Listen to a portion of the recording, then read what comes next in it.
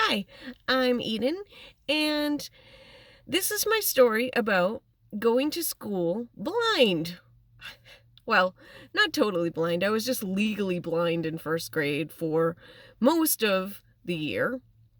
The situation was that my dad has a situation with his eyes that one is nearsighted and one is farsighted. And therefore, he doesn't really see out of the far-sighted eye because, our brains are smart. So his brain shut off the far-sighted eye so that he could actually see, because seeing with it one nearsighted eye and one far-sighted eye, it doesn't really work.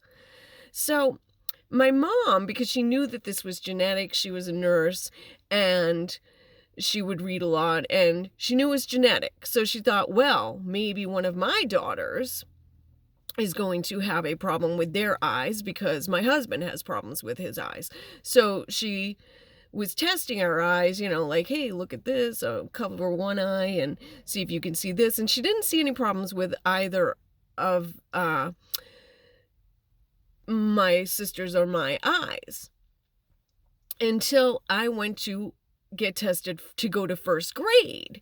And so they decided that I did have an issue.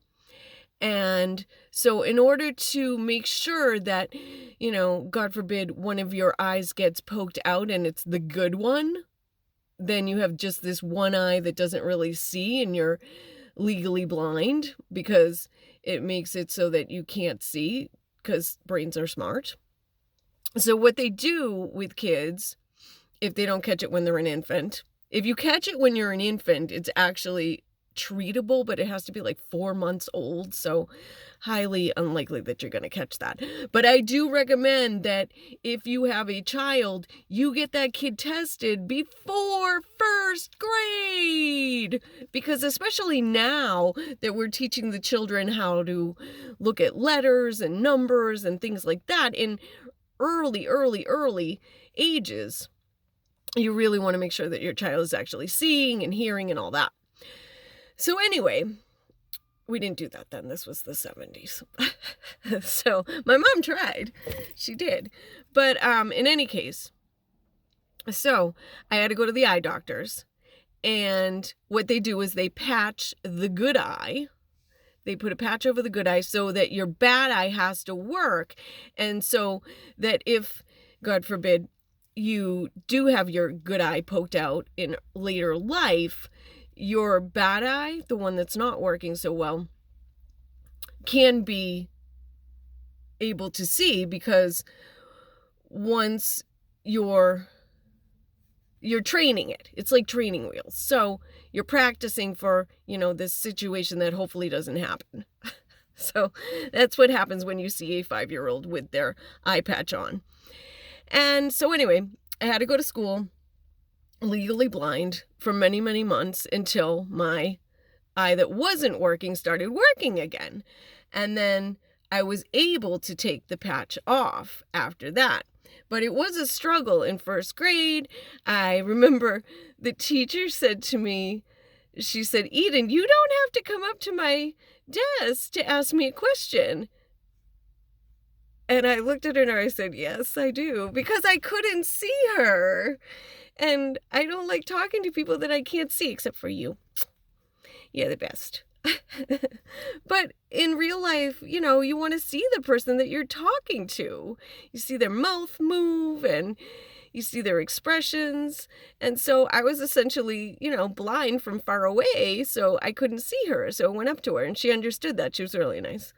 So, and I also remember I would have to go over, we were learning 1970s, we learned later in life these things.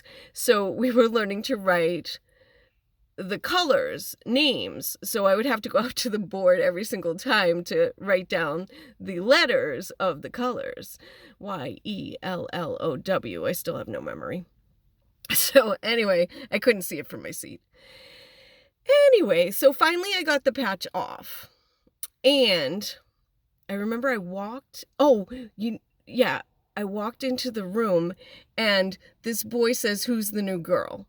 So I was just so sad because I'm like, that's all he ever saw was I was the girl with the patch.